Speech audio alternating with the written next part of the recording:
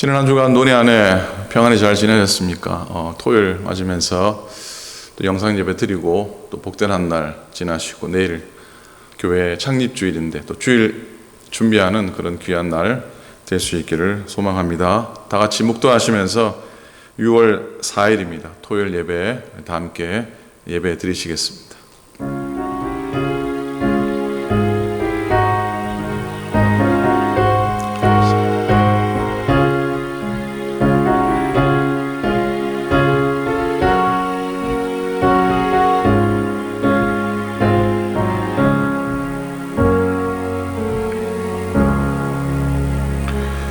참 고맙고 감사하신 우리 아버지 하나님, 은혜를 감사합니다. 한 주간의 삶을 인도해 주시고 지켜주심 감사를 드립니다. 오래된 심령과 가정과 기업과 일터들 또 하나님의 교회를 지켜주심도 감사를 드립니다. 이 세상 요란함 속에서도 염려와 여러 사건 속에서도 저희들을 주의 은혜의 길로 인도해 주심 감사드립니다. 하나님의 평안을 누리게 도와주시고 오늘도 말씀 가운데 위로받게 하시고 또 교훈받게 하시고 도전받게 하시고 하나님께 잘 예배하고 하나님께서 허락하신 예배 시간의 소중함을 깨달아 고백하는 시간 되게 축복하여 주시옵소서. 부족한 종의 입술을 주장하시고 말씀을 듣는 모든 교우들의 심령과 귀를 복되게 하여 주소서. 감사드립니다. 우리 주님 예수 그리스도 이름으로 간절히 기도드립니다. 아멘. 찬송하겠습니다. 변찮는 주님의 사랑과 찬송가 270장입니다. 찬송가 270장, 새 찬송가 214장 찬송입니다.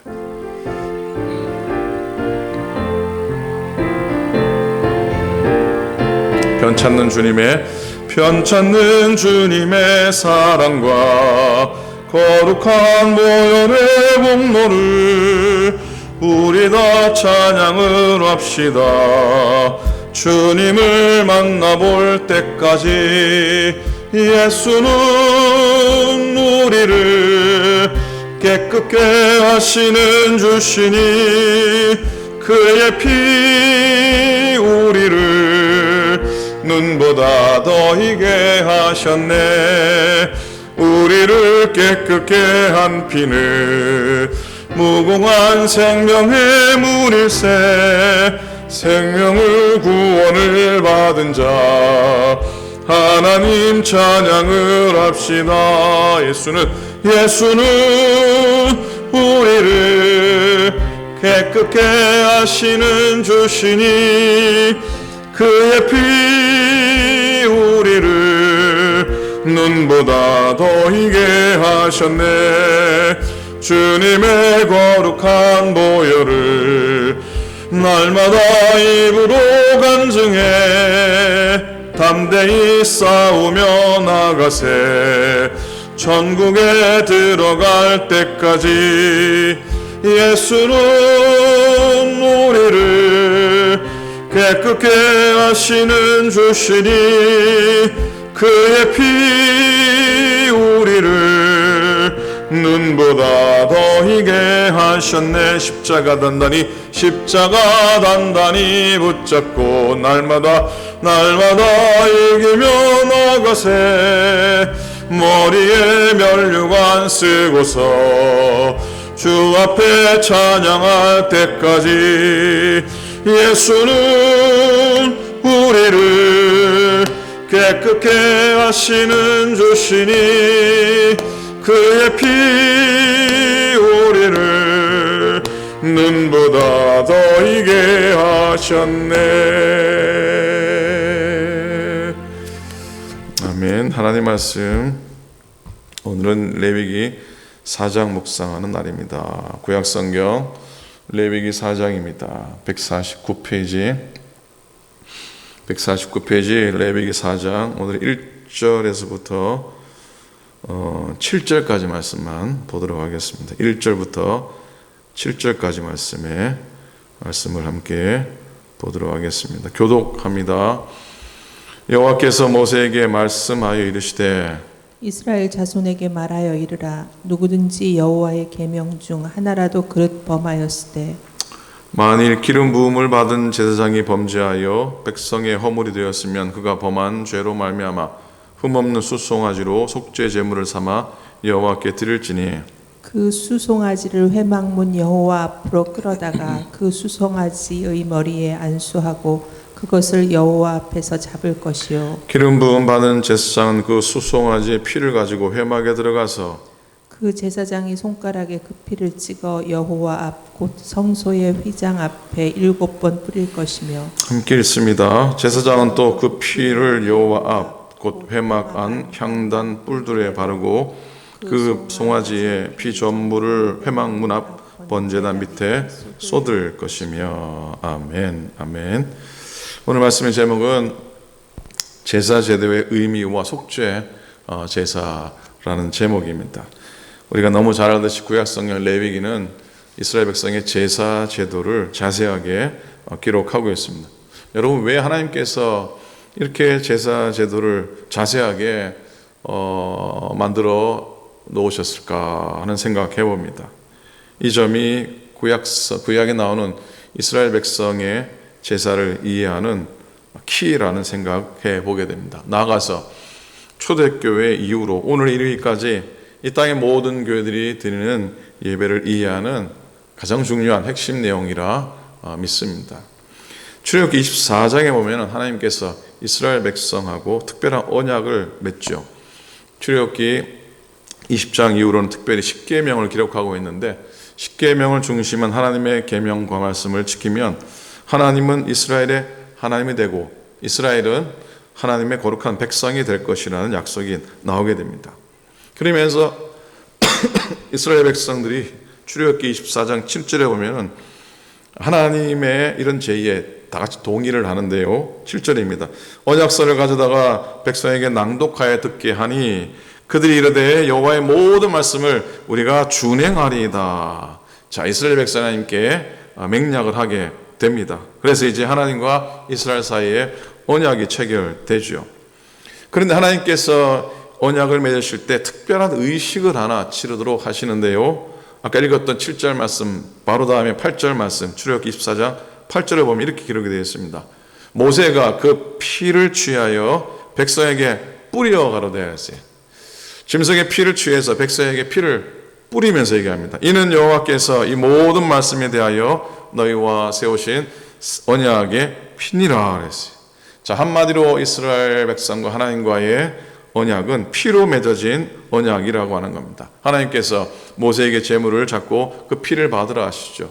그리고 그 피를 둘로 나누라 하십니다. 그리고 그 피의 반은 하나님을 상징하는 제단에 뿌리게 되고 나머지 반은 이스라엘 백성들에게 뿌리라고 합니다. 자, 예배 중에 제사 중에 하나님과 계약할 때에 피를 뿌리며 언약을 맺습니다.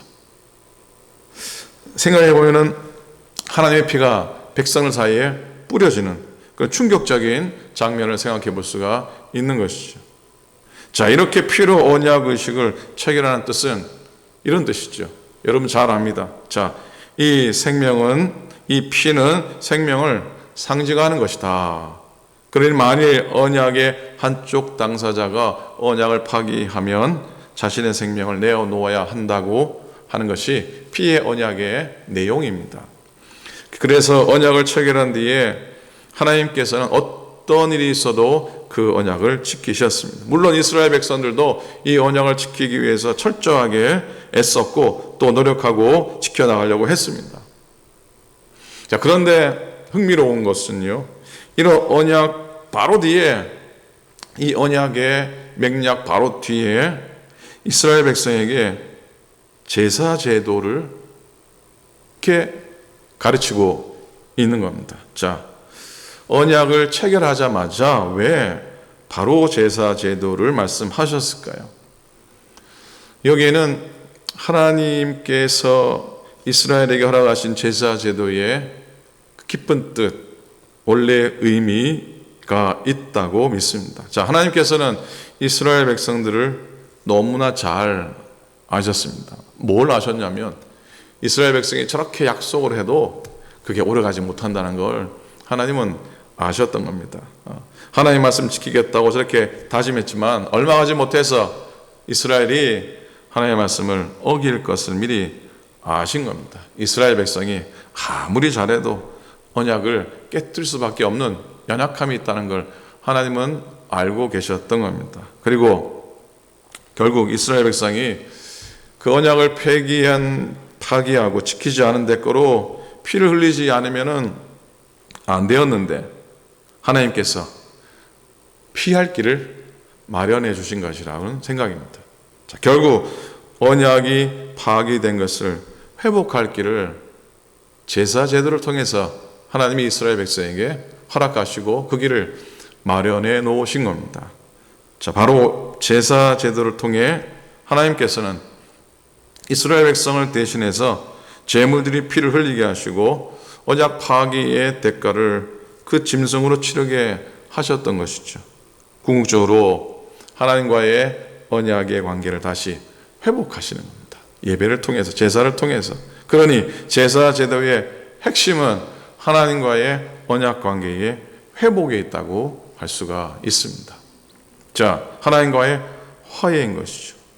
이건 십자가와도 연결되는 것이죠. 자, 하나님의 백성이 하나님과의 언약을 깨뜨렸을 때 이것을 다시 회복할 수 있는 은혜의 자리가 바로 제사의 자리, 곧 예배의 자리입니다. 결국 제사는 하나님께서 이스라엘 백성에게 지은 무거운 의무가 아니라는 겁니다. 여러분, 예배를 의무라고 생각하면 절대로 안 됩니다. 잘못 생각한 겁니다. 예배 나오는 게 짐이 되고 예배 드리는 게 부담이 되거나 그런 게 절대로 아니에요. 이스라엘 백성에게 하나님께서 주신 이 예배는 더할 수 없는 은혜고 더할 수 없는 축복인 줄로 믿습니다. 그렇게 믿으십니까? 아멘입니까? 자, 마찬가지로 오늘 우리들이 드리는 예배 또한 마찬가지입니다. 하나님께 나아갈 수 있는 구체적인 통로가 예배입니다. 특별히 다른 게 뭐가 있겠습니까? 하나님과의 구체적인 만남의 자리입니다. 하나님과의 언약을 회복할 수 있는 축복의 자리이기도 합니다. 그래서 예배 드릴 수 있음이 우리에게는 큰 은혜고 축복이고 그걸 고백하고 그걸 신앙생활하며 살아가야 됩니다. 팬데믹 시작하면서 주일 예배를 드릴 수 없어서 눈물 지은 분이 얼마나 많았습니까? 안타까워하고 가슴을 쳤던 분들이 얼마나 많으셨습니까? 그만큼 우리에게는 예배 자리가 소중했고 예배 자리가 은혜였고 축복의 것을 우리 삶으로 고백한 것이죠. 그래서 여러분, 예배는 하나님께서 우리에게 주신 가장 소중한 선물 가운데 하나이기도 합니다. 정말 예배 드릴 수 있음이 은혜고 축복임을 깨달아야 합니다. 그리고 이 예배를 소중히 여길 수 있어야 합니다. 그래서 주중 예배도 가능하면 속히 회복되기를 원하고, 또 우리가 창립주일 맞으면서 하나님께서 오클랜드 교회에 예배의 자리를 그래도 포기하지 않고 100년 이상 지킬 수 있도록 해 주신 것이 은혜인 것을 고백하기 원합니다. 성전이 없었다면, 예배 드리는 장소가 없었다면 오클랜드 교회가 이렇게 이어올 수 있었을까요? 아니죠. 아마 중간에 사라졌을 겁니다. 교회도 사라지고 믿는 무리들도 사라졌을 겁니다.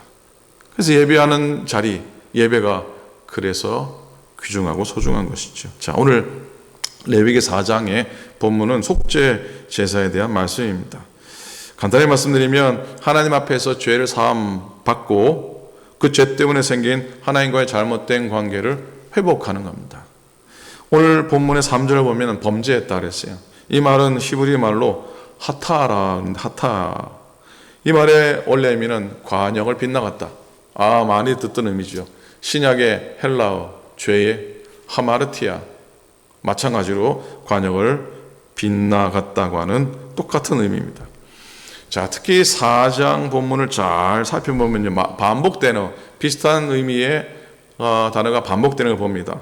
2절에 그릇 범하였고 13절에 그릇 범했다고, 22절에 부지 중에 범죄했다고, 27절에도 부지 중에, 자기가 모르는 사이에 하나님의 계명을 어긴 것을 말합니다. 그러니까 속죄제는요, 자기도 모르는 사이에 무심코 죄를 범했을 때 사함받기 위해 드리는 제사입니다.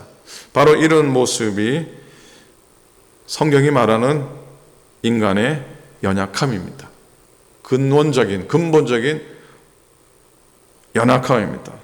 속죄제는 이런 연약함 때문에 범한 죄를 사함받는 그런 제사인 겁니다. 그래서 여기서 우리가 잊지 말아야 할 건 뭐냐면, 하나님은 이토록 우리의 연약함을 알고 계신다고 하는 사실입니다.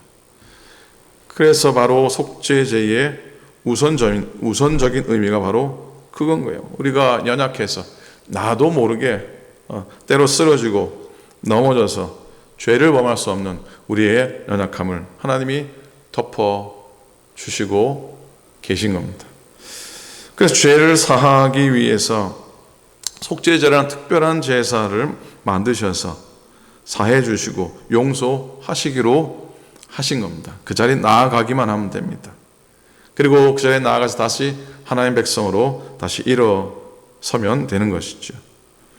자, 그래서 우리가 할 일은 속죄제를 통해서 우리의 죄가 철저하게 사함받아야 한다는 것이죠. 20절 읽진 않았지만 20절 보면 속죄한 즉 사함을 얻으리라. 26절 속죄한 즉 그가 사함을 얻으리라. 35절도 속죄한 즉 그가 사함을 얻으리라 그랬어요. 죄사함의 확신에 대한 선포가 계속해서 주어지고 있습니다. 속죄한다는 말은 본문의 히브리 말로 카파르라 표현하고 있습니다. 카파르라, 이 카파르, 이 말의 의미는 씻어낸다, 문질러서 없애버린다.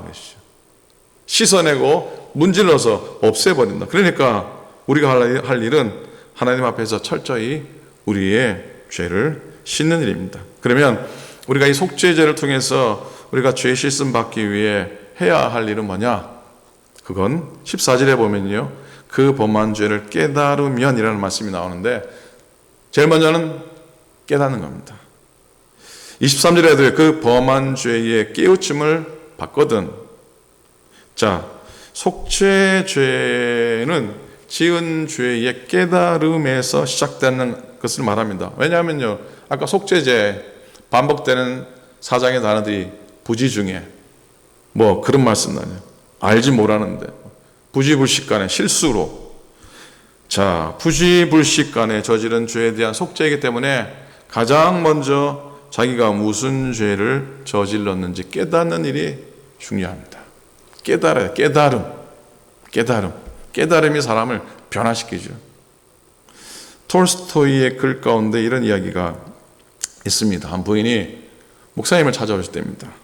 그리고선 자신은 죄 지은 것도 별로 없고 뭐 잘못한 일이 있기는 있는 것 같은데 뭐 그 정도는 누구나 다 범하는 것 같고 심각하지도 않아서 뭐 회개해야 될 필요가 있습니까? 라고 목사님께 물었답니다. 근데 목사님이 그 부인에게 이런 부탁을 합니다. 밖에 나가서 마당에 있는 작은 돌멩이들을 치마폭에 가득 주워 오십시오. 이 부인이 나가서 치마폭에 가득 작은 돌멩이들을 잔뜩 주워 왔습니다. 그리고 바닥에 들어놓고는 목사님이 그러는데 세어보라고 그럽니다. 그리고는 다 셌더니 이제는 됐으니 그거 다시 다 주워 담아가지고 제자리 갖다 놓으라고 그런 겁니다. 제자리에. 부인이 난처할 거 아닙니까? 뭐 우리라도 마찬가지죠. 작은 돌을 주워 담는 것도 쉬운 일 아닌데 그 돌을 있던 자리에 도로 갖다 놓는 일은 불가능합니다. 불가능하죠. 아무리 기억력이 좋아도. 어떤 것이 어디에 있었는지 도무지 알 수가 없기 때문입니다. 그때 이 목사님이 이런 말씀을 합니다. 이 작은 돌들이 바로 당신이 지은 죄들이요. 당신이 이렇게 많은 죄를 지었으면서도 하찮게 여겼기 때문에 제대로 회개하지 못했고 그래서 제가 이렇게 늘어만 간 겁니다. 그런데 이제 회개하려니 그 돌멩이가 어디 있었는지 기억하지 못하는 것처럼 언제 내가 무슨 죄를 지었는지 알지 못해서 회개할 수 없는 겁니다. 이렇게 말씀을 하셨답니다. 여러분, 우리들이 지은 죄, 그 죄를 따라 철저하게 하나님께 그 죄를 고백해야 합니다. 이스라엘 백성은 한 번에 과거에 지은 죄, 지금 지은 죄, 그리고 앞으로 지을 죄 모두를 속죄할 수가 없었습니다. 그래서 지을 때마다 구체적인 죄를 속죄하기 위해 속죄 제사를 드렸습니다. 속죄는 마치 판자에다가 여러 못이 박혀 있는데 그 못을 하나씩 뽑아내는 그런 작업과 같은 것이었습니다. 그래서 내 심령에 박혀 있는 죄들을 주님의 보혈로 하나씩 씻어내야 하는 겁니다. 구체적으로 내가 지은 죄를 하나님께 고하며 속죄하는 것이죠. 어느 영성훈련 가면, 또 옛날에 저희들도 학생 때 수련회 가면 이런 의식을 곧잘 하기도 했어요. 십자가를 만들어 놓고 못을 박아 놓고, 그리고 조그마한 쪽지를 나눠주면 거기에다가 자기의 잘못들과 자기의 허물들과 자기의 실수와 이런 것들을 적어서 십자가에 매달기도 하고, 그리고 죄사함의 목사님이 혹은 전사님이 죄사함의 은혜를 그리스도 이름으로 또 선포하면 그걸 죄다 뽑아가지고 이런 조그마한 항아리에다가 불을 피워서 다 태워버리는 그런 의식을 행하곤 했었습니다. 사실 우리가 아무리 온전한 믿음을 가졌다고 해도 늘 실수하고 늘 죄를 짓고 살아가지 않습니까? 그 지은 죄를 해결하지 못하고 넘어가지 말라는 겁니다. 우리의 지은 죄를 남김없이 고백하면서 낱낱이 사함받기를 하나님은 우리에게 바라신 겁니다. 많은 사람들이 사실 죄를 말하면 듣고 싶어 하지 않습니다. 죄인이란 말 듣고 싶지 않죠. 죄에 대한 설교를 제일 듣고 싶지 않다고 합니다. 하지만 분명한 건 우리는 죄인이라고 하는 겁니다. 분명한 건 우리가 바로 죄인이라는 것이죠. 하나님의 백성이 된 지금도 죄 짓고 사는 겁니다. 하나님의 말씀에 순종하지 못하고 말씀대로 살지 못하는 것 자체가 죄의 근원 아니겠습니까? 그래서 하나님께서 다른 제사는요, 자원해서 드리는 제사인데 이 속죄제만큼은 반드시 드려야 되는 맨데토리예요. 의무 제사로 세우셨습니다. 그래서 속죄제는 은혜임과 동시에 또한 의무이기도 합니다. 우리의 죄와 우리의 허물을 용서받기 위해서 예배 가운데 나오는 것, 선택이 아니라는 것이죠. 의무이고 또 그것 자체가 우리에게는 가장 큰 은혜라는 사실을 기억하기 원합니다. 우리가 제사함 받는 일을 반드시 해야 합니다. 보다 철저한 속죄의 은혜가 우리 가운데 늘 일어날 수 있기를 소망하고 십자가 바라보고 주의 보혈의 은혜를 믿음으로 고백하면서 그렇게 걸어가는 우리들 될 수 있기를 바라고, 내일 또 주일 예배 가운데 죄사함의 은혜가 넘쳐날 수 있기를 기대하면서 오늘도 승리하시고 하나님의 은총 가운데 거하시기를 축복합니다. 기도하겠습니다. 하나님 아버지 고맙습니다. 하나님께서 피로 맺은 이스라엘과의 언약 가운데 우리의 허물과 우리의 연약함을 너무나 잘 아셔서 우리를 피의 대가로부터 건져내시고자 제사를 만드시고 예배 가운데 나아가도록 허락하신 줄로 믿습니다. 오늘도 십자가 바라보고 예배의 자리를 고수하고 지키며 하나님께 죄사함의 은혜를 누리며 정결함의 은총을 누리며 서는 저희 되도록 하나님 인도하여 주소서. 하나님 오늘 하루도 승리하게 하시고 내일 특별히 교회 창립 주일을 맞고 설립 주일을 맞으면서 우리 가운데 행하신 놀라운 일들을 고백하게 도우시고 하나님의 성전이 있었기에 그 가운데 드려지는 예배가 멈추지 않았기에 지금까지 100년 넘게 하나님의 교회가 은혜 가운데 이어온 줄로 믿습니다. 하나님께서 이 재단을 축복하시고 섬기면 눈물 뿌린 믿음의 선배들, 또 수십 년 하나님의 교회를 붙들었던 당신의 종들을 기억하사 복 주시고 위로해 주시고 주님 은혜 베풀어 주시옵소서. 오늘도 주와 더불어 동행하게 하시고 연약하신 분들, 낙담하신 분들 하나님 이렇게 세워주시고 하나님의 은혜 안에 늘 예배 가운데 늘 회복되어지는 은총 누리게 하여 주시옵소서. 이 땅을 불쌍히 여기시고 이 땅에서 고통받는 모든 자들 가운데 하나님의 위로와 하나님의 도우심으로 채워주시옵소서. 이제는 우리 주님 예수 그리스도의 은혜와 하나님 아버지의 크신 사랑하심과 성령님의 감동하심이 오늘도 예배 가운데 승리하고 온전한 제사로 인해 우리의 죄가 깨끗함 받는 그런 은혜를 누리며 서기 원하는 당신의 모든 종들 머리 위에 이제로부터 영원토록 함께 하시기를 간절히 축원하옵나이다. 아멘.